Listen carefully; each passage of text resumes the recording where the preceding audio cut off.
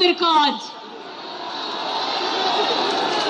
অযোধ্যা থেকে বদ্রীনাথ, বদ্রীনাথ থেকে রাম মন্দির। রাম নাই, মন্দিরও নাই, সব টাকা রাম নাম হয়ে গেছে। মঙ্গলেশ্বরী সর্বমঙ্গলা মন্দির বর্ধমানে প্রণামী বাক্স লুট, পানিহাটি প্রণামী বাক্স লুট, ব্যারাকপুর প্রণামী বাক্স লুট, আর বলছে ঝুট। এরা হিন্দুত্ব করবে না হিন্দু ধর্ম করবে? এরা হিন্দু ধর্ম মানে না। এদের ওয়ান পয়েন্ট এজেন্ডা, মিথ্যে কথা বলে মানুষের ব্রেনগুলোকে খাও। স্কুলে স্কুলে গিয়ে গেরুয়া লাগিয়ে দিচ্ছে। আমি একজনকে অ্যাডমায়ার করছি, তিনি আমাদের দলের না হলেও মনে রাখবেন তিনি একজন বিখ্যাত শিল্পী, নামটা আমি মিটিংয়ে বলছি, চন্দন সেন। আমি তার একটা ভিডিও দেখছিলাম। এরা academy of fine arts private ট্রাস্টের আন্ডারে, সেটাকেও দখল করে গেরুয়া করেছে, করতে নাকি গেছিল। তো উনি বলেছেন এরকম তো আমরা জীবনে দেখিনি। তাহলে ভাই কথা কম বলবে, আমার গলা ছিঁড়ে গেছে। আমি আপনাদের বলি, তা সত্ত্বেও মনে রাখবেন তিনি বলেছেন এই একটা সময় সবাইকে রুখে দাঁড়াতে হবে, একজোট হয়ে লড়তে হবে। আমি এটাকে সমর্থন করি। আমি আগেই বলেছিলাম, বাবুলরা জানে, দোলারা জানে, রবীন্দ্র জয়ন্তীর দিন যে আসুন আমরা সারা ভারতবর্ষে ইন্ডিয়া জোট নিয়ে লড়াই করি, বাংলাতেও করি। আমার কারো প্রতি কোনো মদত করে পার্লামেন্টে একের পর এক বিল কিভাবে পাশ করিয়ে দিয়েছে। লোকসভায় বিল পাশ হচ্ছে, 5টা ভোট কম হয়ে যাওয়া দরকার। আমাদের কিছু লোক, আমাদের বন্ধুরা, তারা হঠাৎ করে কেউ ভুলে গেলেন দিল্লি যেতে, কেউ ফ্লাইট মিস করলেন, কেউ পার্লামেন্টের বাথরুমে গেলেন, বাথরুম সেরে যখন বেরোলেন ভোটাভুটির দরজা বন্ধ হয়ে গেছে। এগুলো সব হয়েছে একজন চার্টার্ড মাফিয়া আর তার কিছু রিংমাস্টার, যে রিংমাস্টাররা এগুলো করেছেন কোনো গণতন্ত্রের পরিবেশই ছিল না। আমি আপনাদের একটা উদাহরণ দিই। পার্লামেন্টে যারা প্রশ্ন জমা দেবে, সেই প্রশ্ন যারা জমা দেবে, সেই প্রশ্ন জমা দেওয়ার অধিকার এমপিদের হঠাৎ করে গত কয়েক মাস আগে বলে দেওয়া হলো যে না, প্রশ্ন জমা দেওয়া যাবে না, প্রশ্ন ক্যামার্কশিট থেকে পাঠিয়ে দেওয়া হবে, সেই প্রশ্ন জমা দিতে হবে। আমি শেষ বেলায় কোনো প্রশ্ন জমা দিইনি, তার কারণ দেখিয়েছিলাম। আমি বললাম মহুয়া মৈত্রর ঘটনা তো সত্য ঘটেছে। অনেক আন্দোলন করেছিলাম, তারপরে আস্তে আস্তে মানুষ বুঝেছেন, মানুষ সচেতন হয়েছেন। No ID card no vote, এর জন্য শহীদ পরিবাররা আছে। আপনারা জানেন সেদিনকে 13 জন গুলিতে মারা গিয়েছিল। কত মানুষ সিঙ্গুরে মারা গেছে, নন্দীগ্রামে মারা গেছে। ইলেকশনের পরে আমাদের 22 জন কর্মী মার্ডার হয়েছে। গলায় তৃণমূলের ফাঁস লাগিয়ে সুইসাইড বলে করা হয়েছে। প্রায় 22টা মেয়ে ধর্ষিতা হয়েছে। আমি বারুইপুর যাবো বলেছিলাম বলে আমার বাড়ির সামনে আমাকে হাউস অ্যারেস্ট করে নজরবন্দি করে 1000 পুলিশ দাঁড় করিয়ে রেখে দিয়েছিল। আমি এটা বিশ্বাস করি যে সিআরপিএফ আজকে বলছে জয় শ্রীরাম, আগামী দিন বলবে জয় বাংলা, জয় ইন্ডিয়া।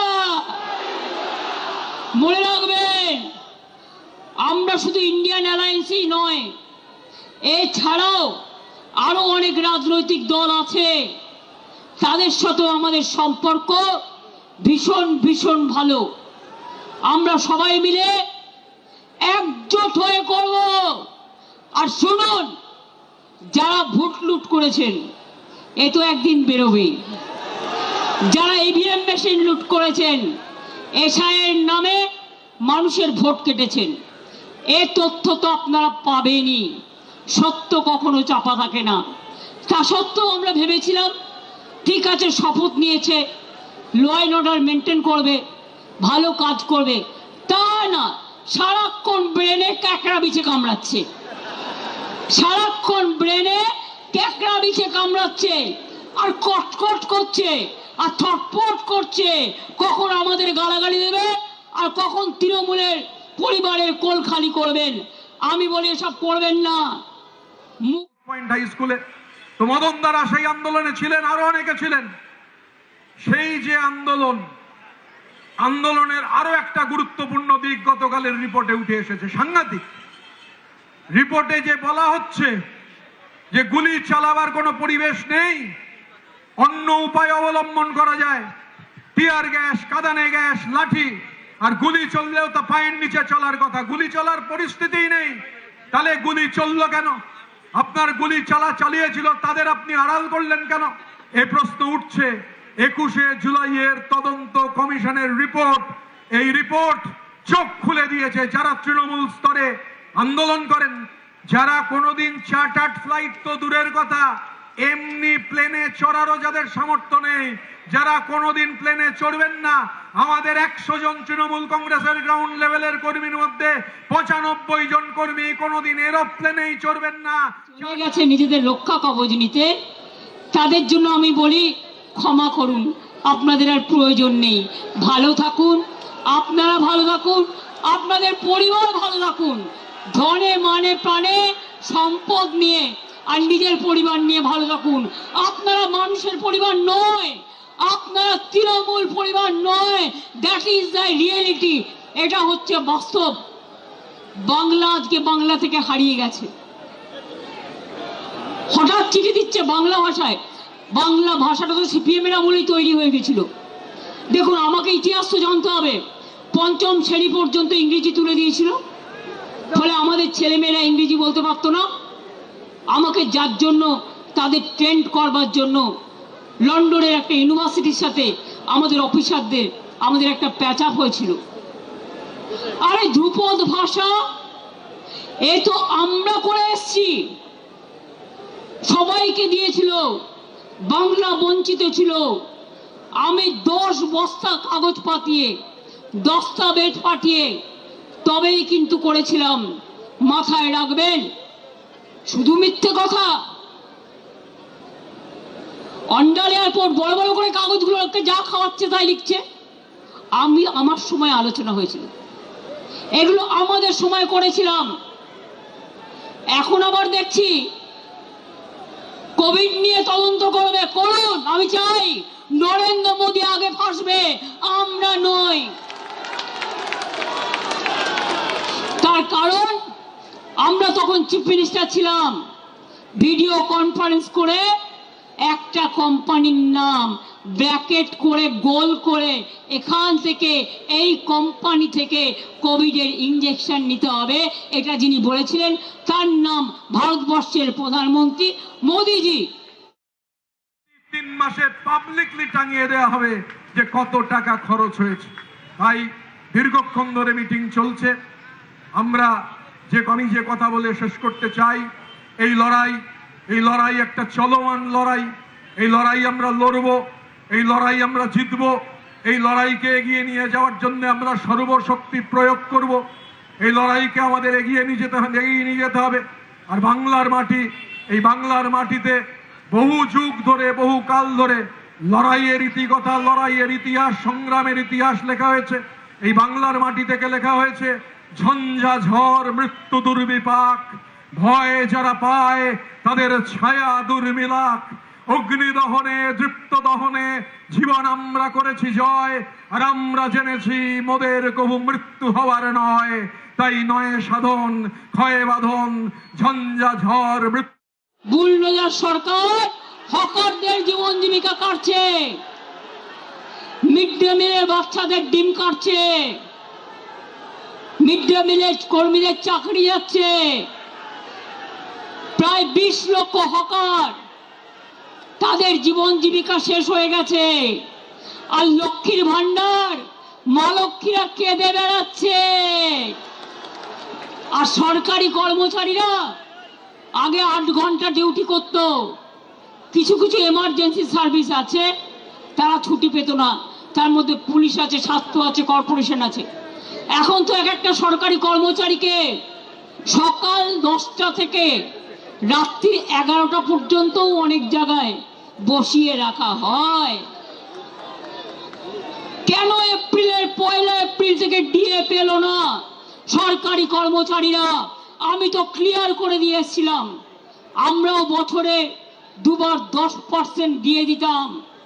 তাহলে বুঝুন, এপ্রিল, মে, জুন, জুলাই, আগস্ট, সেপ্টেম্বর, 6 মাস কিন্তু চলে গেল, 6 মাসের ডিএটা কিন্তু দিল না। অঙ্কটা কি দাঁড়ায়? মাছের তেলে মাছ ভাজা, চালাকি।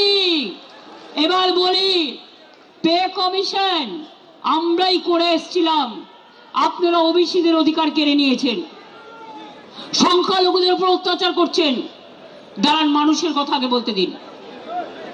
আপনারা ট্রাইবেলদের উপর অত্যাচার করছেন, তপশিলীদের উপর অত্যাচার করছেন। আজ সকালে অনেক মর্নিং ওয়াকারের সাথে আমার দেখা হয়েছে, তারা প্রত্যেকে বৌদ্ধিষ্ণু এবং কেউ না কোনো ইন্ডাস্ট্রি বিলংস করেন।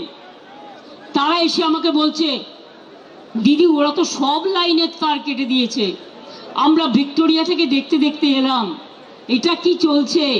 এটা কিন্তু হবে না, এরা কিন্তু চলে যাবে, এটা মাথায় রাখুন। দিল্লি হলে টলমল, এরা হবে ডলো ডলো। কেন বি টিম রেখেছে? যদি কখনো দিল্লির নেতারা ঠিক করে কে কি হবে, সরিয়ে দেয়, তাহলে এই বি টিম তখন সাপোর্ট দেবে। তার আগে বি টিমও ভেঙে যাবে। ভয় দেখিয়ে কিছু মানুষকে কিছুক্ষণের জন্য চুপ রাখা যায়, সারাক্ষণের জন্য যায় না।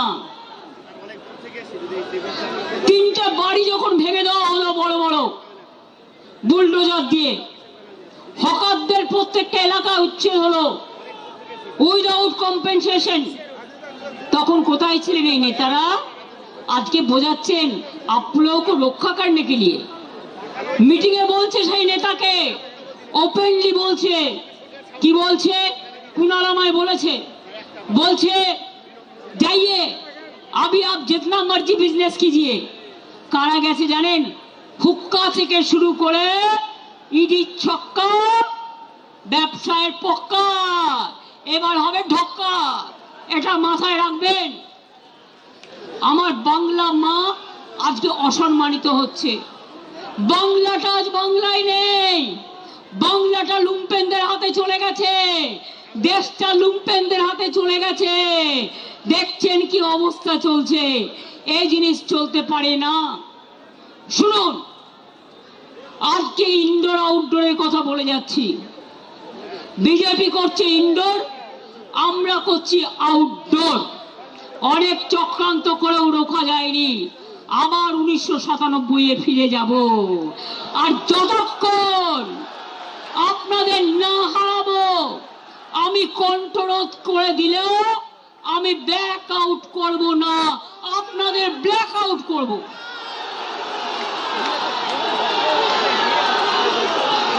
সিম্বল কাটবেন, টাকা কাটবেন, সম্মান করবে কাটবেন। শুনুন, এই তৃণমূল কংগ্রেস কর্মীদের টাকা দিয়ে, ওই টাকা তৃণমূল কংগ্রেসের রক্তের বিনিময়ে এই টাকা দেখেছেন। আপনারা উঠলেন বলে পেছন থেকে রাস্তা চলে এলো। আমি আপনাদের আবার বলি, এতক্ষণ ধৈর্য ধরেছেন, রাত 2টো থেকে এসছেন, প্লিজ এই এখন আর কাউকে কিছু করতে হবে না, এই ভলেন্টিয়ার্সরা প্লিজ কিপ কোয়াইট। আমি আপনাদের বলি, দেখুন প্রেস মিডিয়ার ভাই বোনেরা, টাকা দিয়ে নিয়ে আসতে হয়নি, বুলডোজার নিয়ে নয়, ট্রেনের টিকিট কেটে নয়, চলে এসেছে প্রাণের টানে, আপন টানে, হৃদয়ের টানে। আটকাতে পারলে আটকান, রুখতে পারলে রুখে দেখান। আর আমি যদি থাকি, আমার টিম যদি থাকে, জেনে রাখবে আমরা আপনাদের ধরাশায়ী করে ছাড়বো। আর চোর ডাকাত গদ্দারদের ছেড়ে কথা বলবো না। আমরা তৈরি, আপনারা তৈরি তো? জেলায় গেলে আসবেন তো? আমাদের কোনো মিটিং এর পারমিশন দিচ্ছে না, পারমিশন না দিলে রাস্তায় হাঁটবো, আর যেখানে আটকাবে সেখানে বসবো। হবে তো? খেলা হবে, ব্যাট বলের খেলা। এবার ব্যাট আর বল, ব্যাট বলের খেলা হবে। আর তুমি আমার সিম্বল কাটলে, তোমার হাতে সরকার আছে বলে আমি মানুষ যে সিম্বল গ্রহণ করবে, যদি সেই সুযোগ আসে আমি ছাড়বো না, আমি সুপ্রিম কোর্ট পর্যন্ত দেখব। কিন্তু অনেক রক্তের বিনিময়, আর আমি ফাউন্ডার প্রেসিডেন্ট, আমাদের সিম্বল কাটতে পারে না এই নত। গাইড জোড়া করছে যেভাবে গাইড জোড়া ভোট করেছে। আর যদি কারো, তোমাদেরও মনে রাখবে, তোমাদের সবটা কেড়ে নেব, সবটা কেড়ে নেব, সবটা কেড়ে নেব। মানুষ যেটা গ্রহণ করে হৃদয় থেকে, সেটাই দলের প্রতীক হয়, সেটাই দলের সম্পদ হয়, সেটাই দলের ঐতিহ্য হয়, সেটাই দলের ইতিহাস হয়। কি বেরিয়ে আসবেন তো? আমি জেলায় যেতে পারি তো? পারমিশন যদি না দেয় রাস্তায় হাঁটবো। ডিম নিয়ে আসলে এবার বিজেপি ডিম ছুড়বে বিজেপিকে। তার কারণ 2 মাসে যা তুলে নিয়েছে ভাই, ভাবছে প্রণামী বাক্সটা ওদের। বুঝতে পারছেন? অর্ধশক্তি, গর্ধশক্তি যাদের মাথায় নেই, প্রণামী বক্সের টাকা ওটা যারা মন্দিরে থাকে তাদের অধিকার, তাদের অধিকার, তারা মন্দির চালায়, ভাবছে ওটা ওদের অধিকার। অলরেডি কয়েক লক্ষ টাকা ইধার উধার পকার পার। যান বিজেপি কর্মীদের জিজ্ঞেস করুন। তোলাবাজি, তোলাবাজি করতে করতে সিপিএম কেও ছাড়িয়ে গেছেন, আর আমাদের কয়েকটা নির্দিষ্ট লোক করে খেয়েছে। আর আজকে বিজেপি তাদের রক্ষা কবচ হয়েছে। আমি তাদের বলে রাখি, পাড়ার লোকেরা আপনাদের বেরোতে দিচ্ছে না। পুলিশ নিয়ে ঘুরতে হচ্ছে। আমার কিন্তু কোনো সিকিউরিটি নেই, আমি একা। আপনার আমার সিকিউরিটি, অভিষেকের কোনো সিকিউরিটি নেই, আমরা কিন্তু একা। আজকে আপনারা কেসকে ভয় পাচ্ছেন, তাহলে অভিষেকের বিরুদ্ধে কত কেস হয়েছে? 400 কেস। ওরা তো ভয় পাচ্ছে না, কারণ ওরা জানে এটা অসম্মান করবার, এটা ভয় দেখানো। কোনো কেসে এভিডেন্স দিতে পারবে না, কোনো কেসে এভিডেন্স দিতে পারবে না। প্রথমে বলছে থানায় এসো, তারপরে বলছে একজনকে দিয়ে এফআইআর করে নাও। এতদিন তারা সাধু ছিলেন। যদি তোমার কমপ্লেন থাকে এতদিন কেন এফআইআর করনি? হঠাৎ আজকে রাতের অন্ধকারে তোমাকে এফআইআর করাতে হচ্ছে পুলিশ? আমি এই পুলিশকে চিনি না। আমি মনে করি পুলিশ নিরপেক্ষভাবে কাজ করবে। আর আমি সব কমিউনিটি, সর্বধর্ম সমন্বয়কে বলি, আপনারা ভয় পাবেন না। এই রেড রোডে 7 দিন আটকে রেখে দিয়েছিল যোগা করবে বলে। কত বড় যোগী এসে গেছে। আর ঈদের নামাজ পড়তে দেওয়া হয়নি, পারমিশন ক্যান্সেল। আমরা মেয়র রোড চেয়েছিলাম, দেয়নি। রেড রোড চেয়েছিলাম, দেয়নি। ভিক্টোরিয়া চেয়েছিলাম, দেয়নি। আমরা ডরিনা ক্রসিং চেয়েছিলাম, দেয়নি। তা সত্ত্বেও দেখুন আদালত যা বলেছেন, মাননীয় আদালত। আমরা আইনকে বিশ্বাস করি, আইনকে ভালোবাসি, আমরা তাই আইনের কথাই চলছি। মনে রাখবেন, আগামী দিন বাংলায় সবাই মিলে জোট আমরা করবার চেষ্টা করব। না করলেও ইন্ডিয়ান অ্যালায়েন্স, আমরা একসাথে চলব। আর আমরা যে শুরুটা করব তার কোনো শেষ থাকবে না, এটা মাথায় রাখতে হবে। আজও যারা ভয় পাচ্ছেন, রুখে দাঁড়ান। অনেক পরিবার আছে, পরিবাররা বলে যাবেন না, তাহলে আমাদেরও কি পরিবার নেই? গদ্দারি সব পরিবারে সবাই সমান নয়, করেছে দুজন, বের করে দিয়েছি। যে বেইমানি করবে তাকে সমর্থন করার দরকার নেই। আপনারা ভালো থেকে, মানুষ আজ বড় অসহায়, মানুষের পাশে দাঁড়ান। আর বিজেপি লুটেরা, লুটেরা বিজেপি থেকে দেশ বাঁচান।